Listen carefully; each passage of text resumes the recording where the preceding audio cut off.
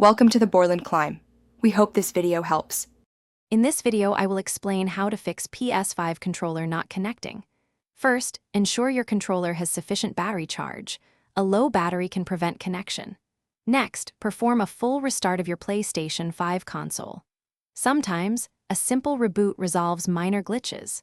Finally, connect your controller directly to the console using a USB-C cable. This establishes a wired connection, often bypassing wireless issues and allowing for repairing. If the initial steps don't work, a controller reset is often effective. On the back of your DualSense controller, you'll find a tiny hole near the L2 button. Use a paperclip or a similar small, pointed object to press and hold the button inside for approximately 5 seconds. This hard reset clears temporary data. After releasing, try connecting your controller again, preferably with a USB-C cable first. Once reset, you'll need to repair your controller.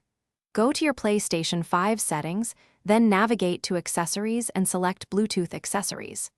Now, on your controller, simultaneously press and hold the PlayStation button and the Create button until the light bar begins to flash rapidly. This indicates pairing mode. Your controller should then appear in the list on your screen. Select it to complete the pairing process.